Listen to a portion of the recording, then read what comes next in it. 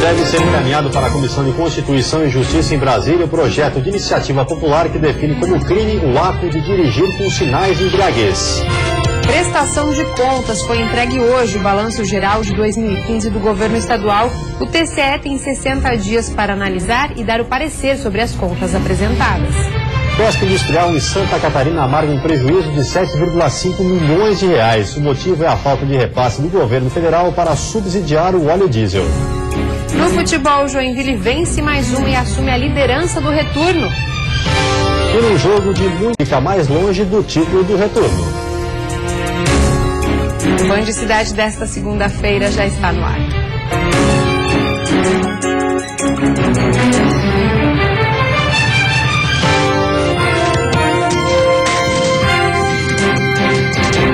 Olá, boa noite. Olá, boa noite. Um projeto de lei de iniciativa popular pretende definir como crime o ato de dirigir com sinais de embriaguez. O documento agora deve ser encaminhado à Comissão de Constituição e Justiça em Brasília em regime de urgência. A nova lei pode tornar o ato de dirigir sob o efeito de álcool um crime hediondo. Conforme o jurista e autor do projeto, o estado de embriaguez do motorista passaria a ser caracterizado por sinais exteriorizados pelo condutor, afastando assim a obrigatoriedade de exames para a determinação da dosagem alcoólica, como teste de bafômetro. Com isso, o crime passaria a ser também inafiançável. Todo e qualquer acidente onde que envolva uma pessoa com capacidade psicomotora alterada faz parte do projeto. Só que ele tem mais gravidade para aquela pessoa que produziu vítima, né?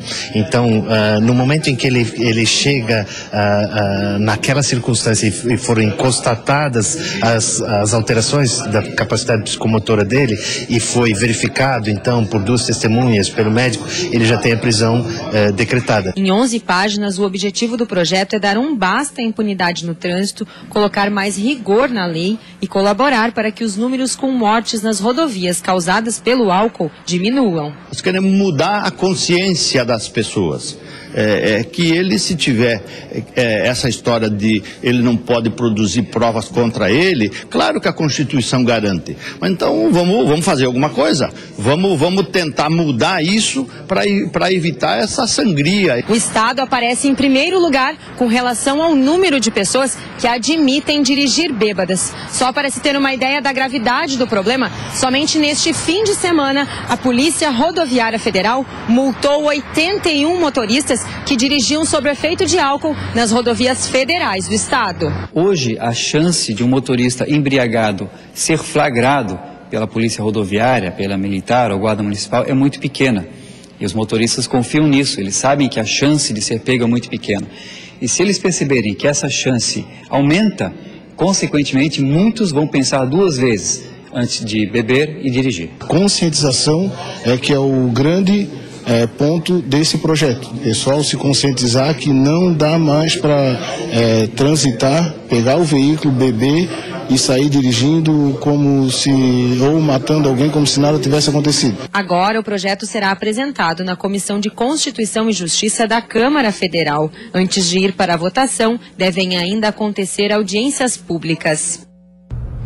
Os efeitos do sedentarismo começam a aparecer cedo. Uma pesquisa com estudantes mostrou que os problemas de pressão e colesterol em adolescentes são mais frequentes entre os que não se exercitam. O exemplo em casa é importante para estimular a atividade física. Enquanto a maioria dos alunos está voltando para casa, estes usam a escada para o aquecimento. Atletismo, futebol, tênis de mesa, natação. 2 horas diárias de atividades físicas que fazem muito bem ao coração. Uma pesquisa do Instituto Nacional de Cardiologia comparou a saúde destes adolescentes com a de alunos de uma escola tradicional. Descobriu que lá a proporção de estudantes com pressão alta é 2 vezes maior e de colesterol alto 4 vezes, o que pode trazer problemas cardíacos no futuro. Ser saudável ter uma atividade física regular, ter uma alimentação balanceada. Aqui eles recebem 3 lanches, além de café da manhã e almoço. Quando o Davi chegou há 1 ano, estava acima do peso, não gostava muito de esporte e vivia comendo besteira. Hoje treina duro para disputar torneios de natação. Antes eu quase não praticava esporte nenhum, só tinha educação física no máximo uma vez por semana. E aqui eu pratico atividades físicas todos os dias úteis. Os pesquisadores já imaginavam que esses alunos eram mesmo mais saudáveis do que os outros. O que eles não sabiam é que os pais deles também são mais ativos. 49% praticam atividade física regularmente. Na outra escola, são apenas 17%. E se depender da Mariana, a diferença ainda vai crescer. Ela costuma levar a mãe para caminhar aos finais de semana e pretende aumentar a frequência. Mas o grande desafio é tirar o pai de casa. Bem raramente. Ele pega a bicicleta e vai dar volta de bicicleta com a gente. Só pela insistência? Só pela insistência. E a seguir, o endividamento das famílias catarinenses caiu no mês de março. E ainda, diante do aumento do desemprego, muita gente está apostando em novos negócios.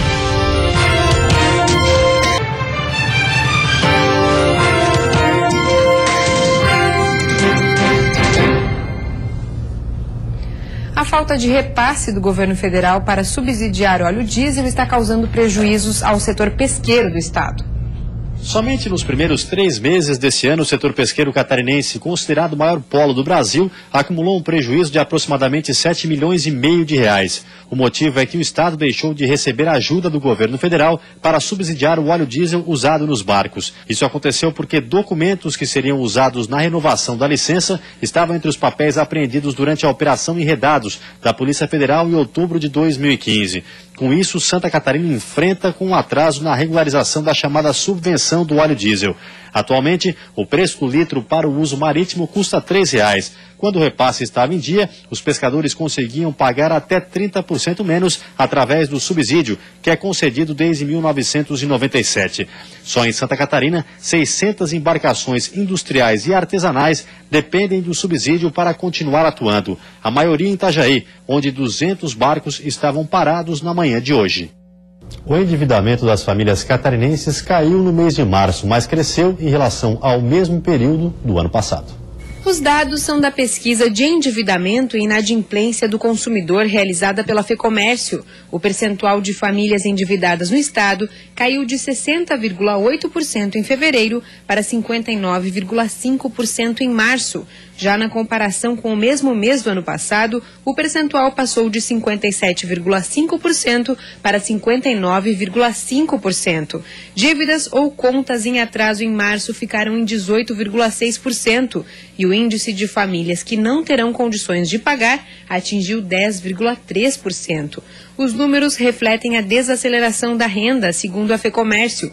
O cartão de crédito ainda é responsável por grande parte das dívidas dos catarinenses. Ele representa 50,8%. Na sequência estão o financiamento de carro, com 34%, carnês, com 32% e financiamento de casa, com 16,4%. A pesquisa aponta ainda que mais da metade dos catarinenses endividados têm dívidas por mais de um ano e os que têm dívidas de até 3 meses representam 17,5%. Entre as cidades pesquisadas, Florianópolis é a cidade com o maior percentual de famílias endividadas. Em seguida, vem Blumenau e Itajaí. Em tempo de desemprego, começar o próprio negócio pode ser uma alternativa. O problema é que muitos empreendedores não se preocupam com a capacitação. Há 3 meses, seu Aldo decidiu mudar de emprego. Ou melhor, ser dono do próprio negócio. Trocou a empresa em que trabalhava como contador por um sonho antigo. Ele ainda está se adaptando à nova fase, mas afirma que vale a pena. Está sendo um período bem complicado, mas está sendo interessante pelo ponto de vista de que todas as coisas que eu planejei estão dando certo. E exemplos como o do seu Aldo estão se tornando cada vez mais comum, principalmente no momento em que vivemos, onde o desemprego já atinge mais de 9 milhões de pessoas no país. E é esse desemprego que tem provocado uma migração em massa na abertura do próprio negócio. O problema é que, nesse caso, o empreendedorismo nasce como uma necessidade e não como uma oportunidade. E muita gente não vem se preparando para esse novo desafio. É preciso conhecer o mercado aonde se vai investir, né? Não só a questão do tempo, mas o dinheiro também, né? E é importante também se ter um planejamento, né? Fazer o plano de negócio para poder fazer com que o negócio dê certo realmente. E foi para dar um novo rumo ao negócio próprio que a Grazi decidiu se capacitar. Ela trabalha no ramo da moda e diz que foi possível enxergar com outros olhos a própria empresa, através da qualificação, e mudar o que não estava dando certo. Hoje a Estrambólica ela está seguindo um caminho bem mais flexível, mais bacana, que era o que eu queria, que eu tinha vontade, que é viajar mais, vender mais também e abrir mais contatos. Antes eu estava muito fechada dentro de um ateliê, né? Então agora o plano é outro. E está crescendo, já estou sentindo financeiramente a diferença. São cursos oferecidos pelo Sebrae em Santa Catarina que ajudam os novos empreendedores no desenvolvimento das empresas. Um deles, o Empretec, está com as inscrições abertas durante este mês. São 6 dias de capacitação que ajudam na hora de tirar o negócio do papel e colocar em prática. Então é isso que o Empretec procura mostrar, fazer com que a pessoa tenha um conhecimento, saber quais são as características do comportamento empreendedor, o que faz com que o empreendedor tenha sucesso e fazer com que a pessoa se teste. Depois do intervalo tem futebol. Joinville vence mais uma e assume a liderança do retorno. Num jogo de muita polêmica, Figueirense empata com a Chape e fica mais longe do título do retorno.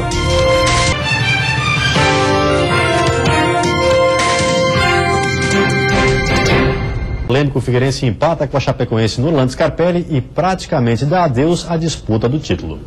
Jogo muito brigado, mas sem grandes chances. Quando uma boa oportunidade aparece, é pro Figueira. E é aproveitada. Dudu vai levando e cruza. Badi pega de primeira e faz 1-0 Figueirense.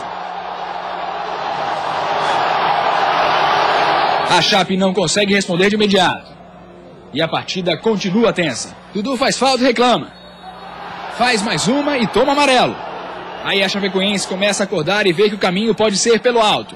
Cléber Santana cobra essa falta que acaba com a conclusão perigosa de Diego. Os ânimos ficam cada vez mais exaltados. E nessa aí, Dudu pede falta que o juizão não dá.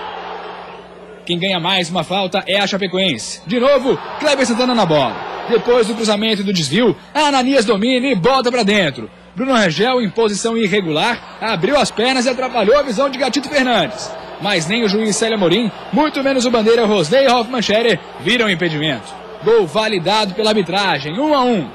Aí, quando o primeiro tempo acaba, todo o time alvinegro vai para cima do juiz. A partir daí, a arbitragem virou o protagonista da partida. Os ânimos ficaram exaltados no segundo tempo e os cartões começaram a ser distribuídos. O primeiro cartão do segundo tempo é para Gil, por essa falta em cima de Dudu. Na sequência, é a vez de Everton Santos. Depois, Diego chega forte e também é amarelado. E quando Dudu cobra essa falta, Gil se adianta na barreira. Veio o segundo amarelo para o camisa 8. Veio a primeira expulsão do jogo. Só 13 minutos do segundo tempo. O Figueira tem pressa para aproveitar a vantagem numérica. Logo na cobrança de falta seguinte, Badi assusta Danilo. Mas a Chape não quer só saber de esperar, não. Olha o Nézio dando uma de atacante.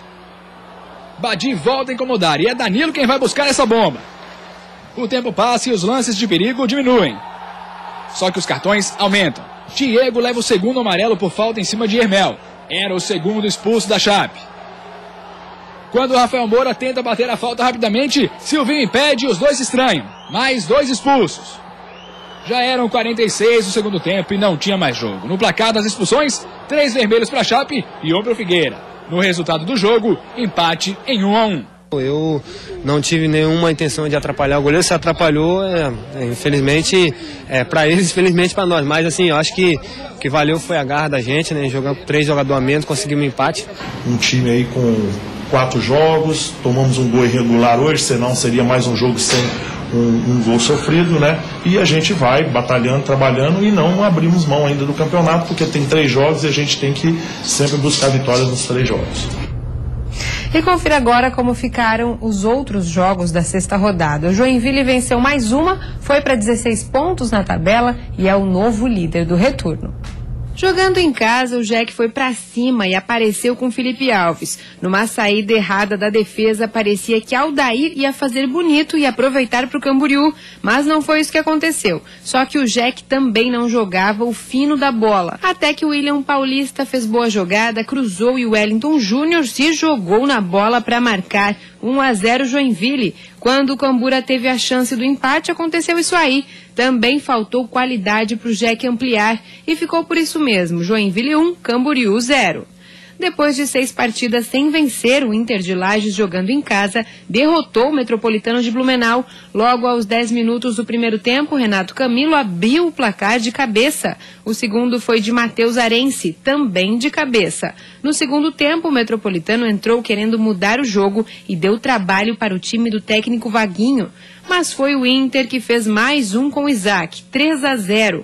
Aos 25 minutos, o goleiro Neto Volpe foi expulso e saiu sangrando de campo após um choque dentro da área. A arbitragem marcou pênalti cobrado por Ramon, que diminuiu a diferença para os visitantes. Então esse sabor da vitória hoje, convencendo e jogando muito bem, é que nos dá uma esperança boa de um bom jogo na Copa do Brasil e uma sequência boa agora no Catarinense novamente. Nós deixamos a desejar ali 15, 20 minutos e num jogo decisivo como esse, 15, 20 minutos é muito tempo para você esperar para começar o jogo. Em Palhoça, aos 25 minutos do primeiro tempo, quando o Ricardinho fez esse cruzamento, o juiz viu um toque de mão do volante Adriel do Guarani e marcou o pênalti. Elvis foi para a cobrança e abriu o placar. 5 minutos depois, Gustavo quase ampliou para o Tigre, mas Thiago Rodrigues fez uma bela defesa.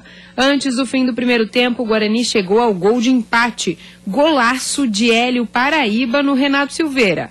Já nos acréscimos, Hélio Paraíba apareceu novamente. 2-1 para o Guarani, que matematicamente ainda tem chances de escapar do rebaixamento. No momento que nós estamos na tabela, essa vitória para nós foi assim gigantesca, né? Perante um dos candidatos ao título catarinense desde o início da temporada, né? Sem dúvida alguma. Jogamos bem, saímos na frente, perdemos de virada. O adversário no final mereceu com a bola parada. E agora é jogar o resto do campeonato, lógico, buscando sempre as vitórias. No Augusto Bauer, o Brusque deu mais um passo rumo à Série D do Brasileiro. Aos 8 minutos, Mineiro pegou uma sobra na entrada da área e chutou forte para marcar o único gol do jogo. Brusque 1, Avaí ainda sem vencer no retorno 0. E Caco Espinosa não é mais o técnico do Metropolitano. A diretoria do clube confirmou a saída dele logo após a derrota para o Internacional. César Paulista, que ocupava o cargo de auxiliar, foi confirmado oficialmente como novo treinador da equipe. E a seguir, o imposto de renda 6 cidades catarinenses terão consultoria gratuita sobre a declaração. E ainda foi entregue hoje ao TCE o balanço geral das contas de 2015 do Estado.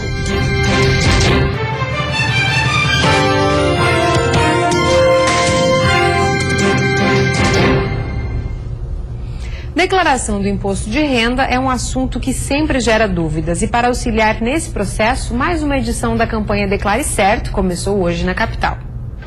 Deve declarar o imposto de renda quem recebeu rendimentos tributáveis até R$ 28.123,91 ou rendimentos não tributáveis ou tributados na fonte acima de R$ 40 mil. O contribuinte tem até o dia 29 de abril para entregar a declaração, que neste ano tem novidades. Por exemplo, a necessidade de CPF para todos os autônomos, ou a necessidade de CPF também para dependentes acima de 14 anos. Então essas mudanças também são questionadas aqui pela população. Marlise é contadora voluntária há vários anos. Como os atendentes passam por um curso, ela vê na campanha oportunidade também para se reciclar. Algumas dúvidas são muito simples, no sentido de saber se eu preciso ou não declarar o imposto de renda, e outras são mais complexas, que envolvem, inclusive, fazer cálculo, ajudar a pessoa que está do outro lado a ter um maior esclarecimento da declaração de imposto de renda. A iniciativa é do Sindicato das Empresas de Serviços Contábeis da Grande Florianópolis. No espaço, não é possível fazer a declaração do IR, mas tirar dúvidas e fazer contato com profissionais da área. A dúvida quanto à declaração de MEI, a declaração do imposto de renda referente ao MEI. Esse ano eu sou MEI e não sabia como declarar. A dúvida não era tão complicada, mas como tem aplicações financeiras e essas aplicações têm imposto retido na fonte, deve ser bem consultado para não ter problema depois. A expectativa é atender cerca de 3 mil pessoas, mesma média do ano passado. No primeiro dia de atendimentos, teve até fila em busca de orientação. A ideia é que a gente forneça informações suficientes para ela fazer a sua própria declaração. Mas a gente sabe que hoje as informações que o fisco, que a Receita Federal exige, são complexas. Em determinados casos de complexidade, a gente indica a busca de um profissional competente. Aqui em Florianópolis, os atendimentos vão durar a semana inteira. Amanhã, Biguaçu também vai receber os profissionais da contabilidade. Quarta-feira é a vez de Palhoça. Na quinta-feira, a campanha chega a Tijucas e Garopaba. Para fechar a programação, vai ter o mutirão realizado no sábado. Terça-feira de tempo firme com presença de muitas nuvens em Santa Catarina. Na Serra, o dia amanhece com 12 graus e a tarde não passa dos 25. No litoral norte e Vale do Itajaí, máxima de 27. No sul do estado e na Grande Florianópolis, muitas nuvens e termômetros marcando até 28 graus. Já no oeste, terça-feira com sol e máxima de 29. O governo de Santa Catarina entregou hoje o balanço de 2015 para o Tribunal de Contas do Estado. A entrega do relatório para o TCE foi feita pelo governador Raimundo Colombo e pelo secretário de Estado da Fazenda, Antônio Gavazzoni. O documento é uma prestação de contas e traz uma radiografia do desempenho administrativo-financeiro de Santa Catarina ao longo do ano passado, a partir da arrecadação e dos gastos com a folha e investimentos. O relatório foi elaborado pela Diretoria de Contabilidade Geral da Fazenda. Entre os destaques do documento estão o Pacto por Santa Catarina, que prevê a aplicação de 10,7 bilhões de reais em projetos estruturais em diversas áreas, dos quais aproximadamente 5 bilhões já foram desembolsados. O programa fechou 2015 com 21% das ações concluídas e 59% em andamento. Outro ponto em destaque foram as importações catarinenses. Em 2015, somaram 12,6 bilhões de dólares, o que representa 7,4% do total importado pelo Brasil. Durante a entrega, o governador, o secretário e os conselheiros do TCE manifestaram preocupação com temas como previdência e dívida pública e ressaltaram que 2016 será um ano de grandes desafios. Foi muito difícil equilibrar as contas, a maioria dos estados e municípios não conseguiram, nós conseguimos. E o ano de 2016 tem se mostrado mais desafiador ainda. Há uma perspectiva de uma recessão sobre uma recessão, é uma das mais graves nos últimos 100 anos. Isso implica em todo o equilíbrio das contas públicas. Mas nós estamos trabalhando para fazer com que tudo funcione e a sociedade não sinta nenhum prejuízo, porque todos nós juntos, né, estamos enfrentando os desafios. Com o recebimento do Balanço Geral do Estado, o TCE vai elaborar em até 60 dias o parecer pela rejeição ou aprovação das contas de 2015.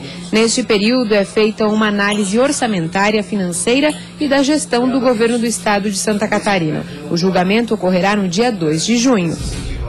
E antes de encerrarmos, vamos ver como está o trânsito ao vivo aqui na capital. Você vê imagens das pontes Pedro Ivo Campos e Colombo Salles, que fazem a ligação entre ele e o continente. Movimento intenso com um pouco de lentidão em ambos os sentidos. Na Grande Florianópolis faz 25 graus neste momento.